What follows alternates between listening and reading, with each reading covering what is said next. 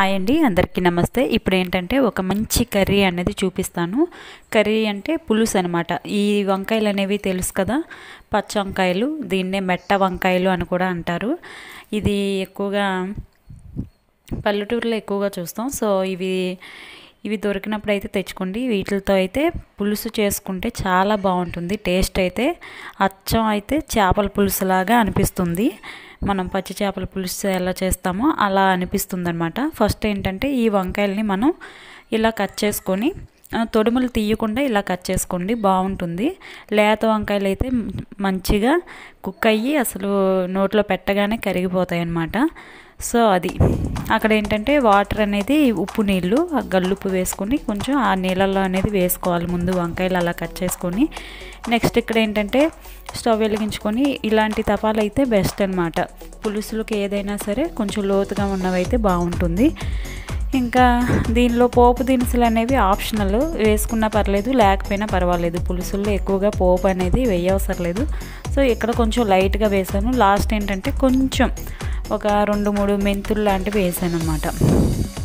Next అవి కొంచెం వేగిన తర్వాత ఇక్కడ ఉల్లిపాయ కూడా వేసుకొని దోరగా వేయించుకోవాలి. ఇక్కడ ఏంటంటే కొంచెం ఆయిల్ అనేది ఎక్కువ వేసాను. సో ఏంటిది అంటే కొంచెం చేపల కూరలాగా రావాలి అంటే చిక్కగా కొంచెం ఆయిల్ అనేది ఎక్కువగానే పడుతుంది. అది అందుకని కొంచెం ఆయిల్ అనేది ఎక్కువ వేసాను. ఇవి కూడా కాస్త వేగిన తర్వాత ఏంటంటే ఇంకా ఇందులో వంకాయ ముక్కలు అనేవి ముందుగా కట్ చేసుకుని నీళ్ళల్లో వేసుకున్నాం కదా, ఆ వంకాయ ముక్కలు యాడ్ చేసి వెంటనే కాస్త ఉప్పు వేసుకోవాలి.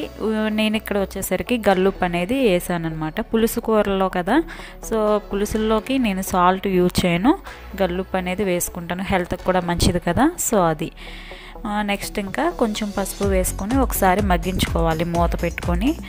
అది ఇక్కడ ఏంటంటే ఇలా క్లాత్తో ఇలా మగ్గిస్తున్నాం అనమాట. గరిటె పెడితే మొత్తం అంటే ముక్కలు మనం కట్ చేసాం కదా అవి వీడిపోతాయి అనేసి ఇలా పెట్టాను అనమాట. సో ఇలా టాస్ చేశాను. ఇంకా ఇది కాస్త మగ్గిన తర్వాత ఏంటంటే దీనిలో ఇంకా ఇక్కడ మధ్యలో ప్లేస్ ఎందుకు ఇచ్చానంటే టమాటాలు కూడా వేసేసి మగ్గిస్తానమాట. సో మనం ముందు వేసేసి ఇలా మధ్యలో వేసేసి ఇలా మూత పెట్టేసి ఒక 5 లేదా 10 నిమిషాలకి మనం తీసి చూస్తే టమాటో ముక్కలు అనేవి చాలా మెత్తగా మగ్గిపోయి ఉంటాయి. మీరు కూడా ఒకసారి ట్రై చేయండి. మనం ఎంత గట్టి టొమాటో అయినా సరే ఇలా ముక్కలుగా కట్ చేసి మధ్యలో వేసి మూత పెట్టేసి అస్సలు కదపకుండా మూత పెట్టేసి ఒక 5 నిమిషాలు ఉంటే సరిపోతుంది. చాలా మెత్తగా అవుతుంది. చూసారు కదా. ఇప్పుడు దాన్ని గరిటతో మెదిపేసి ఇంకా మొత్తం కూర అంతా ఒకసారి కలిపేస్తున్నాను. ఆల్రెడీ మనం ఉప్పు పసుపు వేసాం. సో వంకాయలు ఉల్లిపాయ టమాటా మొత్తం కూడా మగ్గిపోయినాయి. సో ఇంకాసేపు ఒక 5 నిమిషాలు అనేది మూత పెట్టి మగ్గించేస్తున్నాం అనమాట.